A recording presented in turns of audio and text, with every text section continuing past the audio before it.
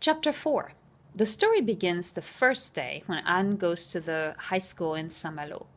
Anne is not a doctor, but today she saves a life. She saves the life of Paul Lebrun. The students talk, laugh, and yell at the school in the school cafeteria. No one wants to die. No one. A student almost dies today at the high school. Paul Lebrun doesn't want to die. He's not trying to die, but he almost dies. While he's eating a piece of meat, he chokes. He can't breathe. He tries to yell for help, but he can't yell. No one sees Paul. No one ever sees Paul. Paul doesn't have any friends at the high school. He's a new student who comes from Normandy, north of Brittany. Paul goes to class by himself. He does everything all alone. Today, Paul is all alone, of course. He's eating. He's eating a piece of meat. His face is blue, but no one sees it. No one sees him except Anne-Henri. Anne looks at Paul. She sees that Paul has his hands on his throat. Anne sees that something is not right.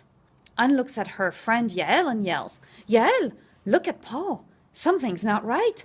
Paul has problems." "Oh, yeah, poor Paul doesn't have any friends. He's always all alone," answers Yael. "No, look, he has a big problem right now. You see, his face is all blue." "I don't know why he doesn't have any friends. Maybe it's because he's new," explains Yael. There's only one person who sees Paul's blue face. She sees that Paul has a big problem. He's not breathing. Anne runs towards Paul and yells, "Can you breathe, Paul?" Paul signals that he can't, but he doesn't answer. He doesn't say anything because he can't speak. He can't breathe.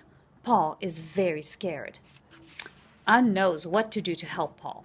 She puts her arms around Paul and she pushes. She pushes on his stomach with a lot of force. A lot of students look at them. A piece of meat comes out of Paul's mouth. The meat hits the shirt of Yannick Villain.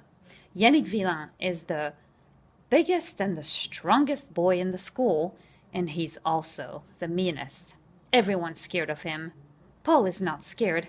He's happy to be alive. Paul looks at Anne and says, "Thank you. I'm happy to be alive. I'm alive thanks to you." Now there are lots of people around Anne.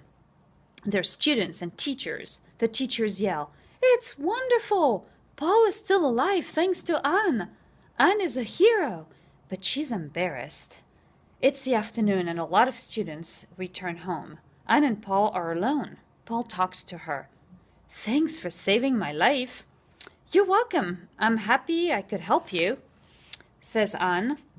Paul takes Anne's hand and looks her in the eyes.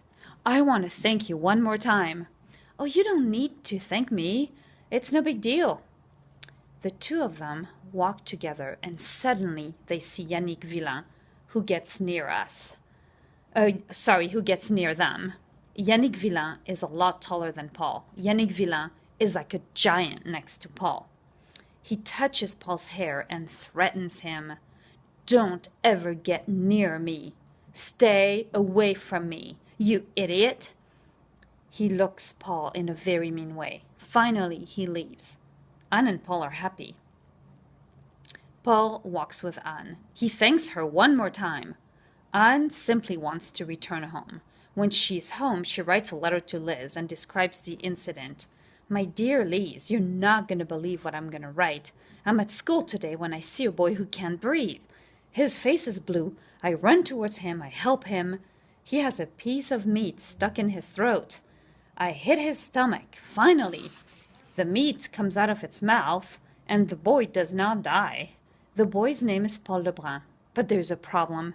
The piece of meat hit the shirt of a boy who is very strong and very mean.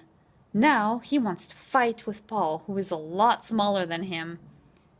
That boy's name is Yannick Villain. I'm thinking a lot about Paul. I don't know why. I'll write you again. Kisses, Anne."